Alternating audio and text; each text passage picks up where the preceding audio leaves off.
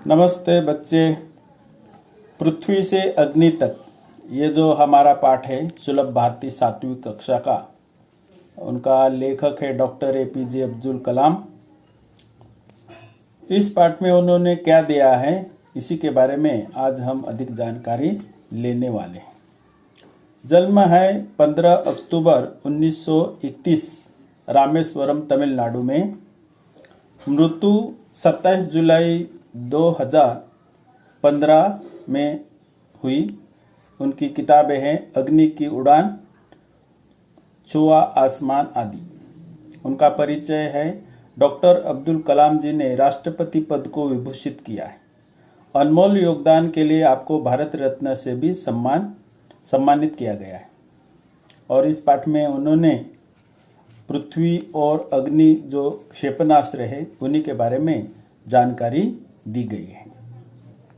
बालासोर में अंतरिम परीक्षण का काम पूरा होने में अब भी कम से कम 1 साल की देरी थी। बालासोर जो है वो उड़ीसा में है और अंतरिम परीक्षण का अर्थ है 2 अलग कालों या समय के बीच का टाइमिंग। हमने पृथ्वी के प्रक्षेपण के लिए श्रीहरिकोटा अंतरिक्ष केंद्र में विशेष सुविधाएं स्थापित की। श्रीहरिकोटा जो है वो आंध्र प्रदेश में है। इनमें से एक लॉन्च पैड, ब्लॉक हाउस, नियंत्रण उपकरण तथा चलित दूरमिति केंद्र शामिल थी। मतलब उन्होंने वहाँ जो पृथ्वी का प्रक्षेपण करना है इसी के लिए एक लॉन्च पैड, ब्लॉक हाउस, नियंत्रण उपकरण तथा चलित दूरमिति ये जो मशीन है वो उन्होंने लगाई थी।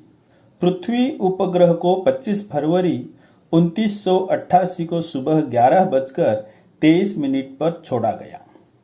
यह देश के रॉकेट विज्ञान के इतिहास में एक युगांतकारी घटना थी। युगांतकारी का मतलब युग प्रवर्तक।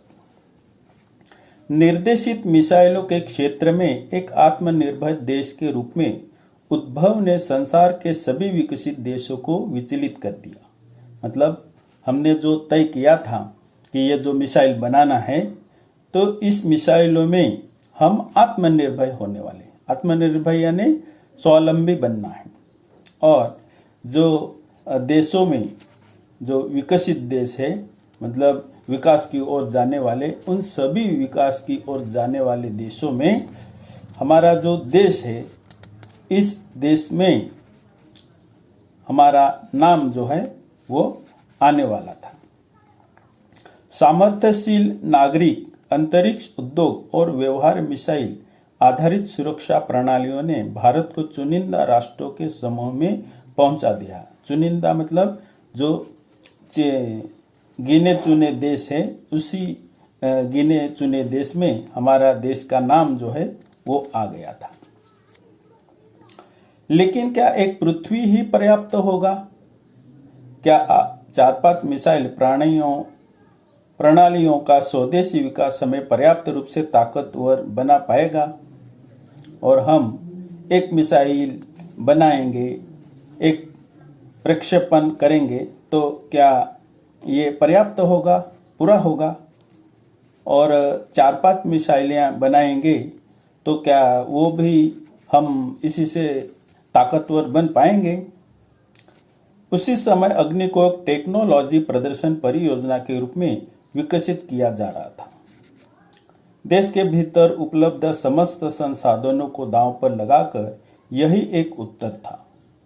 अग्नि टीम में 500 से अधिक वैज्ञानिक थे और इन विशाल प्रक्षेपणों में अनेक संगठनों का नेटवर्क बनाया गया था। और जो इस अग्नि का निर्माण किया जा रहा था उसमें कम से कम 500 लोगों मतलब वैज्ञानिक जो थे वो इसमें शामिल थे और अनेक संगठनों का नेटवर्क भी उन्हीं में था। अग्नि का प्रक्षेपण 20 अप्रैल 1989 को निर्धारित किया गया था। यह एक अभूतपूर्व अभ्यास होने जा रहा था। अभूतपूर्व मतलब अनोखा। अंतरिक्ष प्रक्षेपण यान के विपरीत मिसाइल प्रक्षेपण में व्यापक स्तर पर सुरक्षा संबंधी खतरे शामिल होते हैं। मतलब अंतरिक्ष प्रक्षेपण और मिसाइल प्रक्षेपण उसमें अंतर है। तो अंतरिक्ष प्रक्षेपण के अलग पहलू है और मिसाइल प्रक्षेपण के अलग। प्रक्षेपण की पूर्व तैयारी की सारी गतिविधियां तय कार्यक्रम के अनुसार पूरी हो गई थी। जिस समय हम T14 सेकंड पर थे, ये जो T14 सेकंड है ये काउंटडाउन का समय है। कंप्यूटर ने संकेत दिया कि उपकरणों में से कोई एक ठीक से काम नहीं कर रहा था और हमें उपकरणों से पता चला कि कुछ उपकरण जो है वो ठीक से काम नहीं कर रहे थे। इसे तुरंत सुधार लिया गया। इस बीच निचली रेंज केंद्र में होल्ड के लिए कहा। होल्ड मतलब रुकना, थोड़ी देर रुकना। अगले कुछ सेकंडों में जगह जगह होल्ड की जरूरत पड़ गई। हमें प्रक्षेपण स्थगित करना पड़ा, मतलब हमें वो प्रक्षेपण जो है वो रुकना पड़ा। मैं अपनी टीम के सदस्यों से मिलने गया जो सदमे में और शोक की हालत में थी। सदमे में मतलब दुखद घटना का आघात झेलते थे वो वैज्ञानिक। मैंने SLV 3 के अपने अनुभव को उनके साथ बांटा। SLV 3 क्या है? वो उसका फुल फॉर्म है सैटेलाइट लॉन्च व्हीकल। SLV वह एक वाहक रॉकेट है जिसका उपयोग हम भारतीय अंतरिक्ष अनुसंधान संगठन द्वारा विकसित पृथ्वी की सतह से बाहरी अंतरिक्ष में पेलोड ले जाने के लिए किया जाता है। तो डॉक्टर अब्दुल कलाम ने कहा कि मेरा जो अनुभव है वो मैं आपको बता रहा हूँ। मेरा प्रक्षेपण यान तो गिरकर समुद्र में खो गया था, लेकिन उसकी वापसी सफलता के साथ हुई। आपकी मिसाइल अभी तक आपके सामने है। मतलब मेरी मिसाइल तो समुद्र में गिर गई थी, लेकिन आपकी तो मिसाइल अभी मौजूद है, तो हम उसी में कुछ सुधार कर सकते हैं। वास्तव में आपके कुछ भी ऐसा नहीं खोया है जिसे 1-2 हफ्तों के काम से सुधारा न जा सके। इस विवरण ने उन्हें जोड़ता ही हालत से झकझोरकर बाहर निकाल दिया और सारी की सारी टीम उप प्रणालियों की जांच और उन्हें ठीक करने के काम में फिर से जुट गई।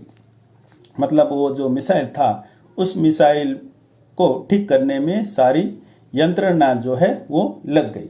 अगले 30 दिन तक दिन रात चले विस्तृत विश्लेषण के बाद हमारे वैज्ञानिकों ने मिसाइल को 1 मई 1989 को प्रक्षेपण के लिए तैयार कर लिया।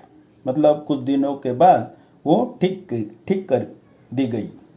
लेकिन स्वचालित कंप्यूटर जांच अवधि के दौरान T10 सेकंड पर एक होल्ड का संकेत दिखाई पड़ा और वो जो काउंटडाउन चल रहा था उसमें T10 सेकंड पर एक होल्ड आ गया। मतलब वहां होल्ड करना मतलब रुकना। प्रक्षेपण फिर एक बार स्थगित करना पड़ा। रॉकेट विज्ञान के क्षेत्र में इस तरह की चीजें बहुत आम है। मतलब वो इस प्रकार की दिक्कतें जो है वो आती जाती रहती हैं, अन्य देशों में भी होती रहती है। मतलब हमारे ही देश में इस प्रकार का ये होल्ड होना ये कोई आम बात नहीं है, बाकी के देशों में भी होती रहती है। तो आज हम इतना पढ़ाई करेंगे और बाकी का जो पाठ है वो हम अगली हफ्ते में करेंगे। मैं नीचे कुछ प्रश्नों उत्तर देता हूँ। रिक्त स्थान की पूर्ति करना, जैसे सही गलत को टिक करके वो चुनना है। धन्यवाद।